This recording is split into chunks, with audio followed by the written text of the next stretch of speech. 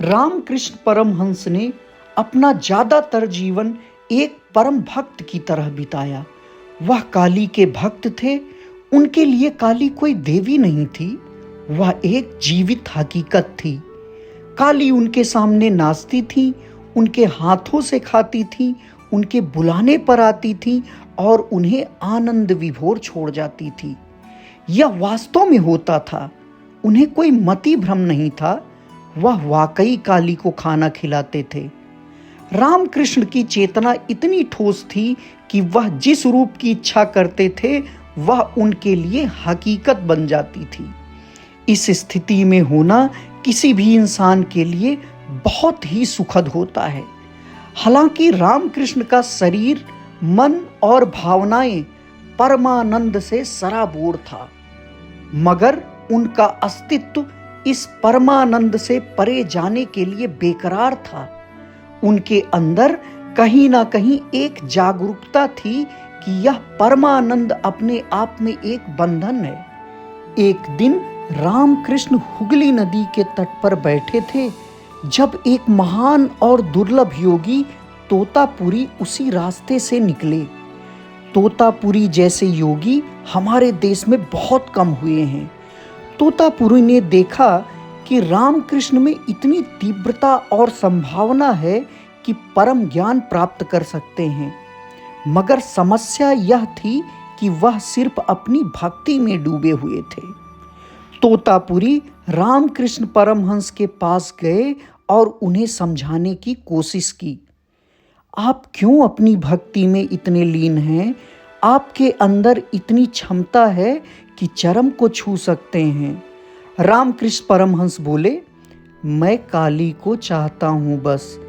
वह एक बच्चे की तरह थे जो सिर्फ अपनी मां को चाहता था। इससे बहस करना संभव नहीं था। यह बिल्कुल भिन्न अवस्था होती है। रामकृष्ण काली को समर्पित थे और उनकी दिलचस्पी सिर्फ काली में थी। जब वह उनके भीतर प्रबल होती थी तो वह आनंद विभोर हो जाते थे और नाचना गाना शुरू कर देते थे। जब वह थोड़े मंद होते और काली से उनका संपर्क टूट जाता था तो वह किसी शिशु की तरह रोना शुरू कर देते थे।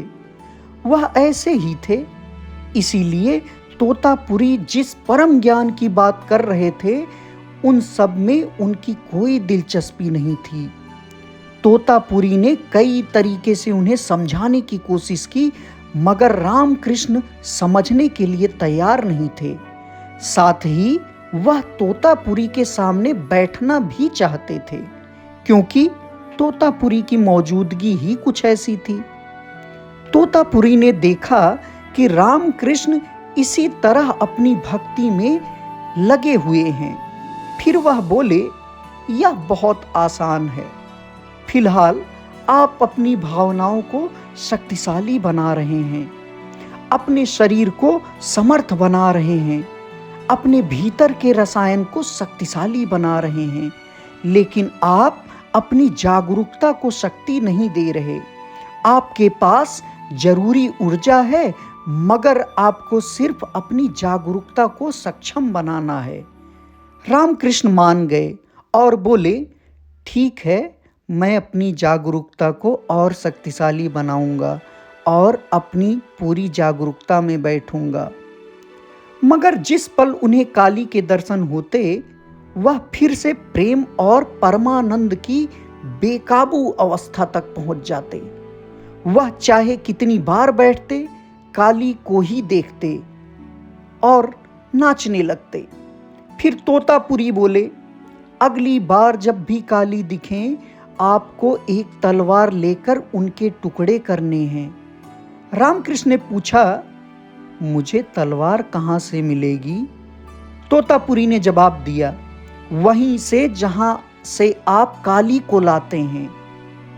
अगर आप एक देवी बना सकते हैं तो उसे काटने के लिए एक तलवार क्यों नहीं बना सकते? तैयार हो जाइए।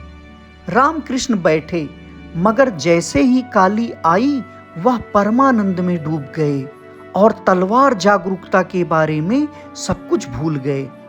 फिर तोतापुरी ने उनसे कहा, इस बार जैसे ही काली आएंगी, उन्होंने एक शीशे का टुकड़ा उठाते हुए कहा, शीशे के इस टुकड़े से मैं आपको वहां पर काटूंगा जहां पर आप फंसे हुए हैं। जब मैं उस जगह को काटूंगा तब आप तलवार तैयार करके काली को काट दीजिएगा।